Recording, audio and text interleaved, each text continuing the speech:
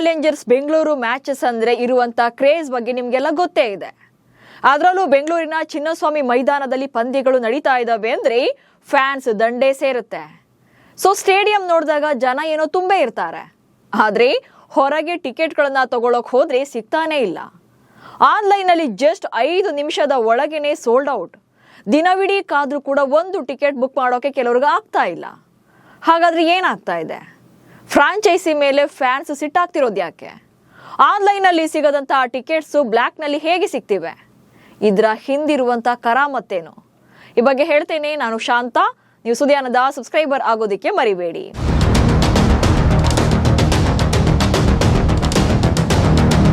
March 28ರಂದು IPL ಉದ್ಘಾಟನಾ ಪಂದ್ಯದಲ್ಲಿ ಸನ್ risers Hyderabad ವಿರುದ್ಧ RCB ಮ್ಯಾಚ್ ಆಡಿತ್ತು. ಸೊ ಈಗ ಏಪ್ರಿಲ್ 5ರಂದು ಚಿನ್ನಸ್ವಾಮಿ ಮೈದಾನದಲ್ಲಿ ಚೆನ್ನೈ ಸೂಪರ್ ಕಿಂಗ್ಸ್ ವಿರುದ್ಧ ಮತ್ತೊಂದು ಹೈ ವೋಲ್ಟೇಜ್ ಪಂದ್ಯಕ್ಕೆ ವೇದಿಕೆ ಸಿದ್ಧವಾಗ್ತಿದೆ. ನಿನ್ನೆಯಷ್ಟೇ ಈ ಪಂದ್ಯದ ಟಿಕೆಟ್ಸ್ ಅನ್ನ ಆನ್ಲೈನ್ ಅಲ್ಲಿ ಫ್ರಾಂಚೈಸಿ ಮಾರಾಟ ಮಾಡಿದೆ. ಇಂಟ್ರೆಸ್ಟಿಂಗ್ ವಿಚಾರ ಅಂದ್ರೆ ಫ್ರಾಂಚೈಸಿಯ ಅಧಿಕೃತ ವೆಬ್ಸೈಟ್ ಓಪನ್ ಆದ ಜಸ್ಟ್ 5 ನಿಮಿಷಗಳ ಒಳಗೆ ಎಲ್ಲಾ ಟಿಕೆಟ್ಗಳು ಕೂಡ ಬುಕ್ಕಿಂಗ್ ಆಗಿವೆ. ಅಂದ್ರೆ ಕಂಪ್ಲೀಟ್ ಆಗಿ ಸೋಲ್ಡ್ ಔಟ್. ಹೈದರಾಬಾದ್ ವಿರುದ್ಧದ ಮ್ಯಾಚ್ ಅಲ್ಲೂ ಕೂಡ ಕೆಲವೇ ನಿಮಿಷಗಳಲ್ಲಿ ಎಲ್ಲಾ ಟಿಕೆಟ್ಸ್ ಮಾರಾಟವಾಗಿದ್ವು. ಆದ್ರೆ ಸಾರ್ವಜನಿಕರಿಗೆ ಎಷ್ಟು ಟಿಕೆಟ್ಗಳನ್ನ ಲಭ್ಯ ಇರಿಸಲಾಗಿತ್ತು ಅನ್ನೋ ಮಾಹಿತಿಯನ್ನ ಮಾತ್ರ RCB ಶೇರ್ ಮಾಡ್ಕೊಂಡಿಲ್ಲ.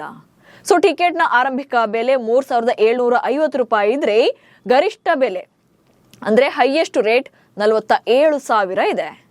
ಆದ್ರೆ ಕೆಲವೇ ಸ್ಟ್ಯಾಂಡ್ಗಳ ಟಿಕೆಟ್ಗಳನ್ನ ಮಾತ್ರವೇ RCB ಫ್ರಾಂಚೈಸಿ ಆನ್ಲೈನ್ ಅಲ್ಲಿ ಮಾರಾಟ ಮಾಡಿದೆ. ಹಾಗಾದ್ರೆ ಉಳಿದ ಟಿಕೆಟ್ಸ್ ಏನಾದವು ಎನ್ನುವಂತ ಪ್ರಶ್ನೆಗೆ ಉತ್ತರ ಇಲ್ಲ. ಸೊ ಸಾಕಷ್ಟು ಅಭಿಮಾನಿಗಳು ಸೋಷಿಯಲ್ ಮೀಡಿಯಾದಲ್ಲಿ ಈ ಬಗ್ಗೆ ಆಕ್ರೋಶ ವ್ಯಕ್ತಪಡಿಸಿದ್ದಾರೆ. ನಮ್ಗೆ ಸಿಗ್ತಾ ಇಲ್ಲ, ಬೇರೆಯವರಿಗೆ 10ರಿಂದ 15 ಟಿಕೆಟ್ಗಳು ಹೇಗೆ ಸಿಗುತ್ತೆ ಅಂತ ಪ್ರಶ್ನೆ ಮಾಡಿದ್ದಾರೆ. ಹಿಂಗೆ 11 ಟಿಕೆಟ್ ಸಿಕ್ತು, ನನ್ಗೆ ಅರ್ಥ ಆಗ್ತಾ ಇಲ್ಲಪ್ಪ. 11 ಟಿಕೆಟ್ಸ್ ಗೈಸ್.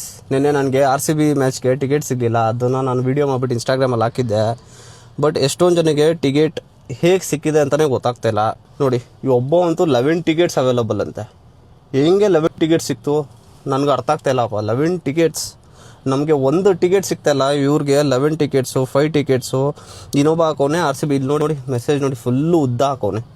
ಅಷ್ಟಕ್ಕೂ ಟಿಕೆಟ್ಸ್ ಖರೀದಿ ಮತ್ತು ಮಾರಾಟದ ಬಗ್ಗೆ ಕೇಳಿ ಬರ್ತಾ ಇರುವಂತ ಆರೋಪಗಳ ಏನು ಅನ್ನೋದನ್ನ ನೋಡ್ತಾ ಹೋಗೋಣ.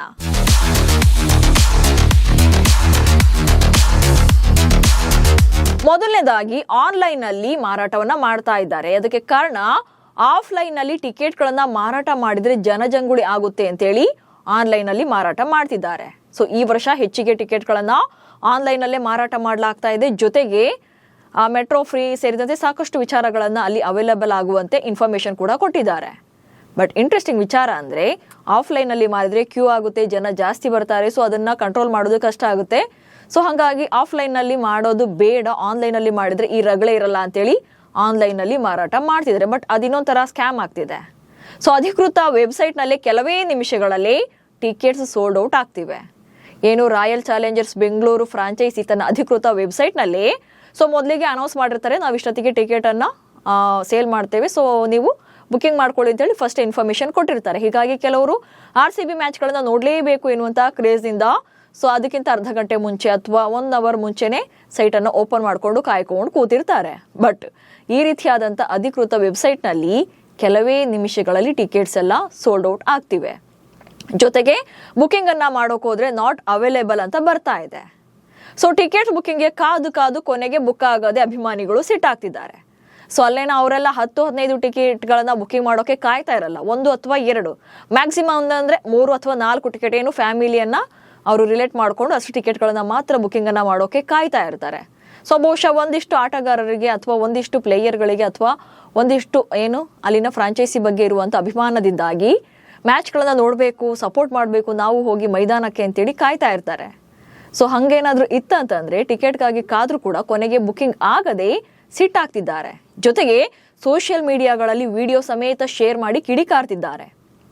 ಏನಂದ್ರೆ ಇಲ್ಲಿ ಬುಕಿಂಗ್ ಅನ್ನ ಮಾಡೋಕೆ ಕುಳಿತಾಗ ಸೊ ಅಲ್ಲಿ ಏನೆಲ್ಲ ಸಮಸ್ಯೆ ಆಗ್ತಾ ಇದೆ, ಆ ಸ್ಟ್ಯಾಂಡ್ಗಳನ್ನ ತೋರಿಸ್ತಾ ಇದೆ, ಸೀಟ್ಗಳನ್ನ ತೋರಿಸ್ತಾ ಇದೆ, ಬಟ್ ಟಿಕೆಟ್ಗಳು ಮಾತ್ರ ಬುಕಿಂಗ್ ಆಗ್ತಾ ಇಲ್ಲ, ನಾಟ್ ಅವೈಲೇಬಲ್ ಅಂತ ಬರ್ತಾ ಇದೆ. ಹೀಗಾಗಿ ಸೋಷಿಯಲ್ ಮೀಡಿಯಾಗಳಲ್ಲಿ ಅದನ್ನ ವಿಡಿಯೋ ಫುಟೇಜ್ ಸಮೇತ ಅಪ್ಲೋಡ್ ಮಾಡಿ ಆಕ್ರೋಶವನ್ನ ವ್ಯಕ್ತಪಡಿಸ್ತಾ ಇದ್ದಾರೆ. ಸೊ ಬಟ್ ಇಲ್ಲಿ ಇನ್ನೂ ಕೆಲವರು ಏನಂತಂದ್ರೆ ಟಿಕೆಟ್ಸ್ ಇವೆ DM ಮಾಡಿ ಅಂತ ಇನ್ನೂ ಕೆಲವರು ಪೋಸ್ಟ್ಗಳನ್ನ ಹಾಕ್ತಿದ್ದಾರೆ. ವಿತ್ ಟಿಕೆಟ್ಗಳ ಫೋಟೋ ಸಮೇತ ಶೇರ್ ಮಾಡ್ತಿದ್ದಾರೆ. ಸೊ ಇದರಲ್ಲಿ ಕೆಲವರು ಫೇಕ್ ಕೂಡ ಇರಬಹುದು, ಅಥವಾ ಏನು ಆಫ್ಲೈನಲ್ಲಿ ಅಥವಾ ಆನ್ಲೈನಲ್ಲಿ ಏನು ಫ್ರಾಡ್ ಮಾಡ್ತಾರಲ್ಲ, ಸೊ ಅವ್ರು ಕೂಡ ಈ ಥರದಾದಂಥ ಪೋಸ್ಟ್ಗಳನ್ನು ಹಾಕಿ ಯಾಮಾರಿಸುವಂಥ ಪ್ರಯತ್ನ ಕೂಡ ಮಾಡ್ತಾರೆ. ಹೀಗಾಗಿ ಪೊಲೀಸ್ನವರು ಕೂಡ ನೀವು ಏನೇ ಟಿಕೆಟ್ಗಳನ್ನ ಖರೀದಿ ಮಾಡೋದಿದ್ರು ಕೂಡ ಅಧಿಕೃತ ವೆಬ್ಸೈಟ್ನಲ್ಲಿ ಮಾತ್ರ ತಗೊಳ್ಳಿ, ಈ ರೀತಿಯಾಗಿ ಬೇರೆ ಬೇರೆ ರೀತಿಯಲ್ಲಿ ಸೈಬರ್ ಕ್ರೈಮ್ಗೆ ಒಳಗಾಗಬೇಡಿ ಅಂತೇಳಿ ಎಚ್ಚರಿಕೆಯನ್ನು ಕೊಡ್ತಾನೆ ಇರ್ತಾರೆ. ಬಟ್ ಇನ್ನೂ ಕೆಲವರು ಓಪನ್ ಆಗಿ ನನ್ನ ಹತ್ರ 5-10 ಟಿಕೆಟ್ಗಳಿವೆ, ಅದು ಕೂಡ ಈಗ RCB ವರ್ಸಸ್ CSK ಮ್ಯಾಚ್ ಪಂದ್ಯಗಳದ ಟಿಕೆಟ್ಸ್ ಇದೆ, ಬೇಕಿದ್ರೆ DM ಮಾಡಿ ಅಂತೇಳಿ ಪೋಸ್ಟ್ಗಳನ್ನ ಹಾಕೊಳ್ತಿದ್ದಾರೆ. ಸೊ ಇಲ್ಲಿ ಇನ್ನೊಂದು ವಿಚಾರವನ್ನ ಹೇಳಲೇಬೇಕು. ಸನ್ರೈಸರ್ಸ್ ಹೈದರಾಬಾದ್ ವಿರುದ್ಧದ ಉದ್ಘಾಟನಾ ಪಂದ್ಯದಲ್ಲೂ ಕೂಡ ಸ್ಕ್ಯಾಮ್ ಆಗಿದೆ. ಅದೇನಂತಂದ್ರೆ ಇಲ್ಲೇನು ಟಿಕೆಟ್ಗಳು ಸಿಗ್ತಾ ಇಲ್ಲ ಅಂತೇಳಿ ಕೆಲವ್ರು ಏನ್ ಮಾಡ್ತಾರೆ, ಸೀದಾ ಅದರಲ್ಲೂ ಕೂಡ ದೂರದಿಂದ ಬರುವಂತವ್ರು ಸೀದಾ ಟ್ರೈನ್ ಅಥವಾ ಬಸ್ ಹೊತ್ಕೊಂಡು ಬಂದ್ಬಿಡ್ತಾರೆ. ಯಾಕಂದ್ರೆ ಅಲ್ಲಿ ಕ್ರೀಡಾಂಗಣದ ಬಳಿ ಬ್ಲ್ಯಾಕ್ ಅಲ್ಲಿ ಮಾರ್ತಾ ಇದ್ದಾರೆ ಅನ್ನೋದು ಗೊತ್ತಿರುತ್ತೆ. ಹಿಂಗಾಗಿ ಸೊ ಮೊದಲ ಪಂದ್ಯದಲ್ಲೂ ಕೂಡ ಕೆಲವರು ದುಬಾರಿ ದುಡ್ಡನ್ನ ಕೊಟ್ಟು ಅಲ್ಲಿ ಟಿಕೆಟ್ಸ್ ಅನ್ನ ತಗೊಂಡಿದ್ದಾರೆ.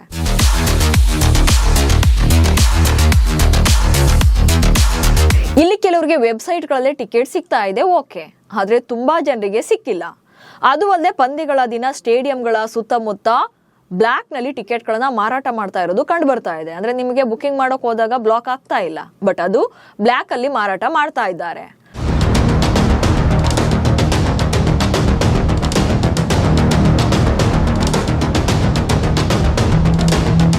ಹೈದರಾಬಾದ್ ವಿರುದ್ಧದ ಮೊದಲ ಪಂದ್ಯದಲ್ಲೂ ಕೂಡ ಕೆಲವರು ದುಬಾರಿ ಬೆಲೆಯನ್ನ ಕೊಟ್ಟು ಪಂದ್ಯವನ್ನ ನೋಡಿರೋ ಬಗ್ಗೆ ಕೂಡ ಸೋಷಿಯಲ್ ಮೀಡಿಯಾದಲ್ಲಿ ಹಂಚಿಕೊಂಡಿದ್ರು. ಅಂದ್ರೆ ಅಲ್ಲಿ ಅಧಿಕೃತ ವೆಬ್ಸೈಟ್ ನಲ್ಲಿ ಇದ್ದಂತ ರೇಟ್ಗೂ ಜೊತೆಗೆ ಅಲ್ಲಿ ಅನಧಿಕೃತವಾಗಿ ಮಾರಾಟ ಮಾಡ್ತಾ ಇದ್ದಂಥವ್ರು ಅವರಿಂದ ಎಷ್ಟಾಗುತ್ತೋ ಅಷ್ಟು ಹಣವನ್ನ ಪೀಕಿ ಅಥವಾ ಡಿಮ್ಯಾಂಡ್ ಅನ್ನ ಮಾಡಿ ಚೌಕಾಸಿ ಮಾಡಿ ಕೊನೆಗೂ ಕೂಡ ದುಬಾರಿ ಬೆಲೆಯನ್ನ ಕೊಟ್ಟು ಪಂದ್ಯವನ್ನ ನೋಡಿದವರು ಕೂಡ ಇದ್ದಾರೆ.